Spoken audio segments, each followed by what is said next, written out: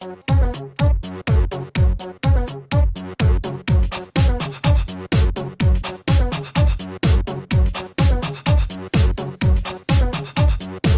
to begin? They call me Tropical Storm Jim. Here's your really local forecast. There's a warm front moving in. Pin drop, yeah, you heard it. When I moonwalked in the room, while around the water cooler at the Legion of Doom, they're shouting, why's the new guy with the sweet moves talking that smack? Well, I'm the kind of crazy made from the shit of a bat. I swing like hell, but know full well that I won't win the fight. But big man, I'm the beta male that's gonna ruin your night. My rhymes score dimes, ain't nothing you can do. It's hard to clap with your dick in your hand, dude. I write the songs that girls like to dance to. I write the songs that... Alright, my name's Grady George. Welcome to my channel. Tonight, I was watching some Mr. Based. I'm not really, I know about him and all, but I was just like checking out some of his current stuff, and it was kind of odd. His current thing is he likes to stare at the sun for hours at a time, it seems like. Which I've heard of people doing that, but then it reminded me of the story I heard about the actress Michelle Pfeiffer. She had been something called a breatharian back in the late 70s, early 80s, which meant that she was in a cult led by this guy. Wally Brooks was his name. And they claimed that they didn't eat. They were fed from the sunlight. And I wondered if he is considering himself a breatharian, because he does seem like he looks like he's physically losing weight. Maybe not, though. He may just like to stare at the sun. But it reminded me that there was a interview with this guy on Tom Snyder back in the 1981, it looks like. And Tom Snyder, as a talk show host, was a little bit before my time. He did have a revival after Letterman in the 90s. I think Letterman was a big fan of his and, tried to bring him back.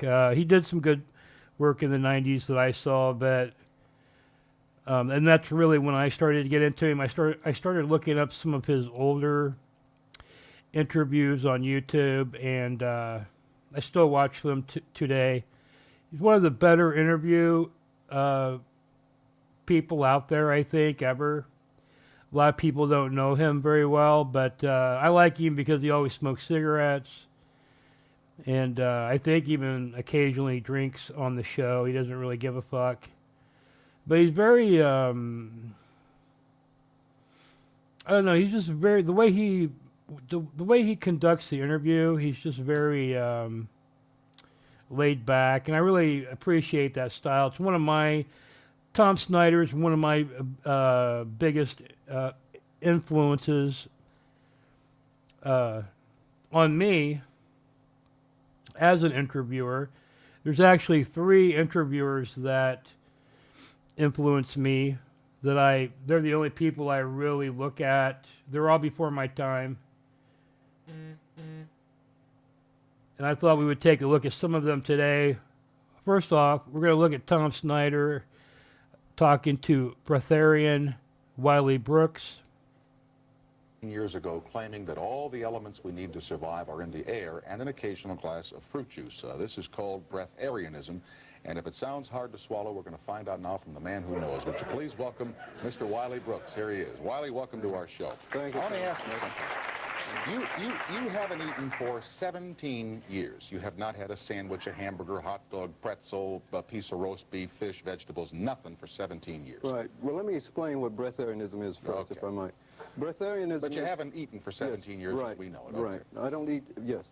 Breatharianism is a philosophy that believes that the human body, when it's in perfect harmony with itself and nature, is a perfect breatharian. Now, all of the constituents that we need is taken from the air we breathe. And the fact is, there is only one thing that keeps the human body alive, and that is breathing. The food that we take is the same as any other thing we take into the body. as it becomes a habit. In other words, eating is an acquired habit, just like drinking alcohol or smoking cigarettes. Mm-hmm. Well, does that mean that when I would say that eating is an acquired habit, you know. I think you could actually show that. I think most people probably eat more than they need to, and they also maybe consume things thinking it's healthy, but it could not be that. It could be possible it's not that healthy, but with this, he's talking about not eating anything at all. I know you can fast for long periods of time and just drink water. I've actually observed that. Now, what he's talking about is they don't drink fluids or anything. And the actress Michelle Pfeiffer was in this cult while she was making the movie Scarface, or right, maybe like right at the tail end of her involvement with that, probably around the time this interview was conducted, to be honest. But if you look at that movie, how skinny she is, and I often wonder, like, did she actually not eat anything for a long-ass time and was able to live? There's plenty of people that are still subscribing to this philosophy, and they're claiming that they don't eat anything. a baby is born, you don't have to give it anything to eat, no milk or anything? No, that would only work if the mother was a breatharian. Because we don't come into the world as breatharians from mothers that are breatharian, before we even get started, our blood is poisoned. You see, we already start at a disadvantage when we're born. So because of that, a person needs to be an adult, and that's why I don't even lecture people who are young about being a breatharian. First, you must kick the habit of eating. You see, we've done... Yes, that's right. How did you kick it? Yes. Well, in my case, I had a real good reason for wanting to do it, and that's the reason, that is the thing that will help anyone. Go to a bad restaurant every night, that'd do it, wouldn't it? That helps too, right. But my main reason was that I was getting old, you know, and I was, my hair was falling out, and my father bald very early, and of course the answer was that it's hereditary. And I hear that all the time. Every time a person stumps his toe, it's hereditary, you see. But I didn't accept that. So I did not want to get old. I was at 28 at the time, and I'm almost 50 now. Well, 46. So, and I decided... Let me tell you how you're killing me, saying, would you believe, Tom, I'm 97 years old. I said, holy cow, look at this guy, this is unbelievable, you know? Well, I like to say that sometimes, but the feeling is, and what I found to be an important... The thing I like about Tom Snyder is he doesn't really like go, hey man, you're a whack job, you know, right off the bat. He like entertains the guy's philosophy, tries to talk to him about it. He makes a little joke like that, but it's not really making fun of him, you know. Important thing to inspire people to look into this is the fact that all of the things we've heard about, we must get old and we must get weak. And I think I heard when I was a younger person that a man is twice a child and once a man. And that is not the case. When a person gets older and wiser, he should get younger. He should not die in an unhealthy body. And this is very important. The issue here is not whether I want to die early or whether I will live a long time or not, and that comes up all the time. But the quality of life that I live is the most important thing. And there is no way of having perfect health or perfect happiness without having perfect health. So, do you breathe, do a lot of deep breathing and things to get the whatever is in the air that's good for you into your system? No, I don't have to do that. And what I will say that I didn't eat the first 40 days of 2023. I actually chronicled that here on my channel. And it was, I felt fantastic when I wasn't eating. I think if you talk to anyone that's fasted, you do feel better when you don't eat as much. So to me, it's like, I think the actual processes of digesting and all that shit actually makes you feel not that great, you know. So if you don't have to digest anything and you're not getting hunger pangs, you feel fantastic, you know. I can't even explain it unless you've actually done it. One of the reasons why I was insistent on finding out how the body worked is because I had always heard that the human body was created by the Creator in perfection.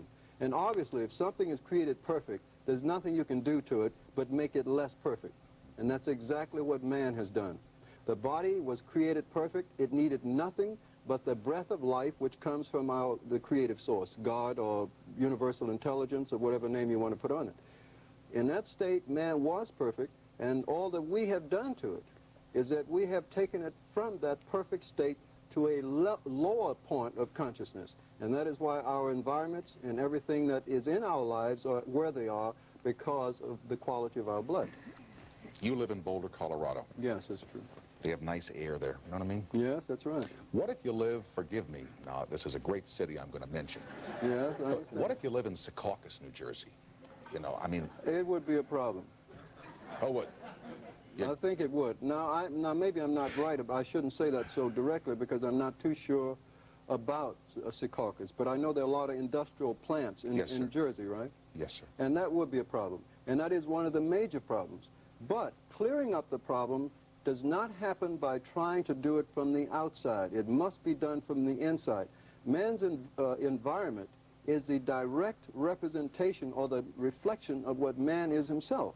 So actually, to clear up our environment is necessary to clear up the blood of the people. You see, once a breatharian is probably more concerned with the air than a person who's eating everything. How many breatharians are there in this country, would you say? I don't know of that many. I know of several people that have, for instance, there was a young lady who stopped eating when she was 9 years old, and she didn't eat anything for 10 years. And there are other people that are at varying degrees of breatharianism, you see. So there's another thing that's... I got to ask you this one on yes. the air, and you're Okay. asked it all the time. Right. We read that the hunger strikers in Belfast died. Right. You're living. What's That's the right. difference? What's the difference? The difference is, very importantly, they wanted to die. And I get this in my lectures all the time, and people do not realize there is a big difference in a man stopping to eat who's trying to kill himself and a person who's not eating because he's trying to improve his health. You see? That is the difference. Health is the thing here. Breatharianism just happens to be a word that seems to be new, but it's been around as long as man has been here. But man has a choice of eating or not eating. I am not against eating, and one of the things I'd like to point out right away is I don't recommend fasting. Now, I know everybody thinks they should run out and stop eating, and I don't recommend that, because that is not the way to do it. The body has to adjust gradually and retrace itself back to the original state of health, which was breatharianism. That's the way I view it. I figure in 25 or 30 years, I'll, make the adjustment to where I... Do you ever... I guess you don't get hungry anymore. No, When you I walk on don't. the streets and smell things That's being right. cooked, you don't get... Doesn't mean a thing, and I can tell you why. It's very simple. If we have an automobile, we have a gauge on it that says empty and full. If the automobile is full of gas, is there any need to put any more in it? No. So the meter says full. Same thing with me. Your meter's full. The appetite says one thing. That's right. The appetite says one thing. Your body is lacking energy to keep it balanced properly. Now, when you have satisfied that balance in your system by whatever method you might use, the body has no appetite. So there's no reason to eat. All right, yeah, I think this guy's full of shit, to be honest with you, I mean, if I had to guess, this guy is eating. But Michelle Pfeiffer, was she actually not eating? Because it seems kind of like Michelle Pfeiffer was really not eating for like a long-ass fucking time. And would just sit out in the sun thinking the sun was feeding her.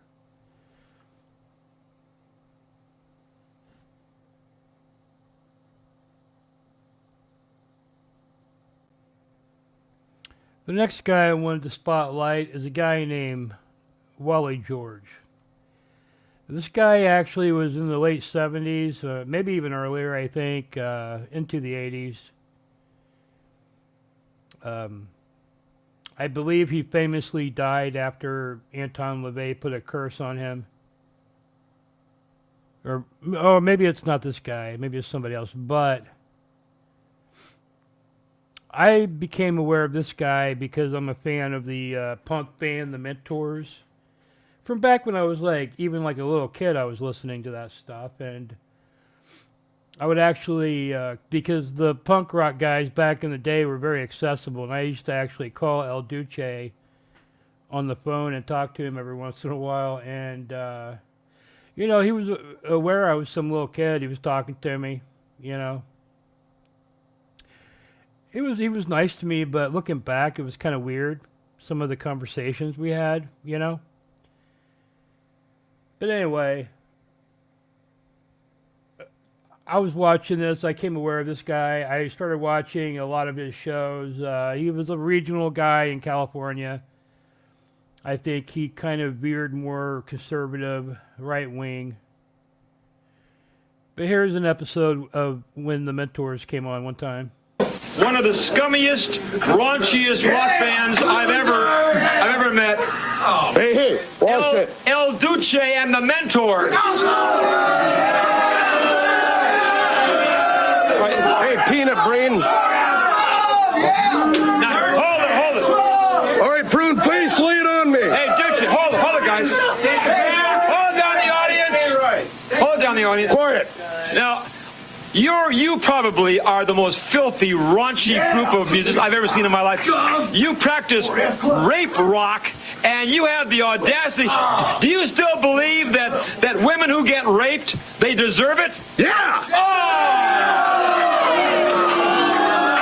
Well, it depends, you know. How can you say a filthy thing like that? Hey, listen, chump. Now this says Dr. Scum. He's actually El Duce. You look him up. He actually died after he got drunk and fell asleep on some train tracks and got beheaded. He had claimed, you may know him as the guy who claimed that Courtney Love had offered him 50 grand to quote unquote whack Kurt Cobain. Communist. It's like this. Listen, you fascist racist, it's like this. The First Amendment, in fact, I even... By the way, El Duce is completely full of shit. I mean, anybody that is even slightly aware of him knows this, so I don't really think there's any proof. I bet he's never even met Courtney Love, you know? have a scroll. Where is it? Never mind the scroll. Forget about it. What is it? Just talk. You know, I have the right to say what I have to say, and so do you think it's okay for women? You say it's okay for women? See, I like this guy, Wally George, because he would bring people on that he didn't like, and he would just yell at them, you know, and trash them. And people would always come on knowing that they were going to get trashed, and he would just, like, trash the fucking shit out of them. I think there was a heavy scripting involved in this, so a lot of this, you know. But, yeah, he's also, like, weirdly, he's also the father of the actress Rebecca De Mornay, who's best known as the lead in Risky Business. I think women to be raped? Well, it depends, you know, if they're, you know, on drugs or whatever. Well, you say that you play rape rock music. Yeah. And your music, your records have been banned by stations all across America. Isn't that right? Well, yeah, there's a few fascists out there that are against the First Amendment, yeah. I say you shouldn't have the right to be on any stage or on any radio station in the United States of America. Now, I want to tell you something, Duce. Take a shower. I know for a fact that you were fired. Hold it. You were actually fired from your job as manager of the Ivar Theater in Hollywood because you were forcing your female employees to have sex with you. Oh. Yeah, well, you know, nothing wrong. Hey. Isn't that right? Now listen, I know what you did. I just used your style, and it worked for me too. Don't get smart with me. Is that true or not? I know what you did. Yeah, is that true or not? Too. Hell yeah, I had a good old time doing it too. Yeah! Okay, that's the Mentors on the Wally George show. Yeah, the Mentors' music is horrible. Like, it's not even good music. He's really, like, not a bad drummer. But as a frontman, he's just, like, not that great. But so he just, like, sings extremely offensive songs. I mean, the whole point of the Mentors, you know, they sing about assaulting people and shit. And I know maybe it's hard for some people to understand this, but they do it in a comedic way. I mean, you can see like how over the top this guy is. You know what I mean? So really, I think at the end of the day, he was just a guy that didn't give a fuck and was drunk all the time and ended up dying on some train tracks. But who we're highlighting here is Mr. Wally George, and I appreciate his interview style. I kind of try to incorporate a little bit of that within me. Now, my next interviewer here I want to look at is a guy named Skip E. Lowe. He had a public access show on in California back in the 80s where he interviewed celebrities. He was kind of a gay party boy back in the 1950s. He ran with all the huge celebrities, and he was kind of like an original gossip column type dude for the papers, stuff like that, from what I understand. And as he got older, he had all these friendships with all these washed up celebrities who at one time in the golden age had been huge. And he would get these people out to interview on his show, I guess as favors to him. This episode right here, he's interviewing Thurston Howell's wife from Gilligan's Island. Like, this is like decades after Gilligan's Island went off the air. I don't think she had done an interview in 20 years. I think she's about ready to die, So a lot of these interviews were like the very last interviews of extremely famous people at one time that no one cares about anymore. Even then.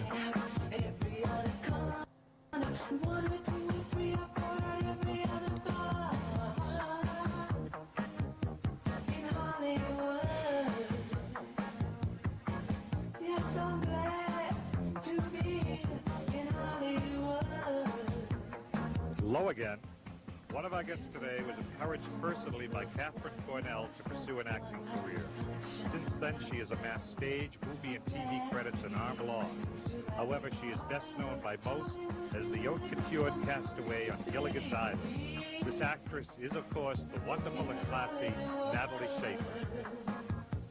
And now, here's your man of the half hour, Skippy Lowe. Miss Divine. Is that what they're saying about you? Miss This Divine? is divine. It is divine. It's a hot day today. Natalie Schafer, you look wonderful. Thank you. You must go to the markets, shopping. People say, oh, that's that lady in Gilligan's Island. Is that right? Yes, and it's very comforting to know that after all these years, they still recognize me. Oh. The show's been on so long. How long that show's been on? I kind of like this guy because he's kind of friends with all these washed up celebrities.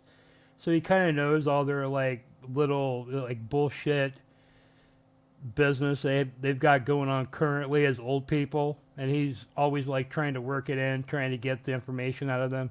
Since 1965. 65. Mm-hmm. John Denver. People used to say I looked like him when I had darker hair. When I I could was say that. Really? Yes. Darker hair. You should really see. What kind of guy is John? I always thought he... Wonderful. Wonderful to work with. Really? Wonderful as a person. I was very fond of him. We got on very well. He taught me something that I never experienced because all my years in the theater and films, I had to say dialogue just as it was written. Right. And Jim was a stand-up comic, really, and he ad-libbed like mad. And first I was floored by it, and then I started to ad-lib, and I loved it. Oh, You like ad-libs, huh? Oh, I love Because it. you're a theater actress. I started in the theater. And then you came to movies in Hollywood. But but Jim Backus, oh God, what a great guy he is. I mean, really. I'm glad to hear you say that. I love him. He's ill right now, isn't he? Yes, he isn't very well, but he's... See, he's trying to get info out about this guy I've never heard of, illness, He's like, oh, he's ill right now, right? He's always trying to get this, like, weird info out of these washed-up celebs, like, no one cares about. It doesn't pertain to anything. A lot of times these celebs that he interviews are, like, literally have dementia, don't even know where the fuck they're at. They've not interviewed in years. They're only doing it as some kind of favor to this guy that they used to hang out with, like, decades ago. who's doing a public access show, probably not making any money off of it, but anyway, that's the guy you should check out, Skip E. Lowe. So, we've got Tom Snyder, we've got Wally George, and we've got Skip E. Lowe. That's what I'm trying to bring to the Grady TV interviews, like a mixture of those three guys. But anyway, I just wanted to do a little thing about that because I was watching that Tom Snyder thing earlier, and I just started thinking about the interview because I'm in the interviewing game now, right? So I'm trying to just get my skill down a little bit better, and I'm looking at the forefathers, and I'm looking at the people I admire, and I'm trying to fine tune. But anyway, thanks for supporting my channel. If you have any comments, please leave them below, and I will talk to you later. Bye.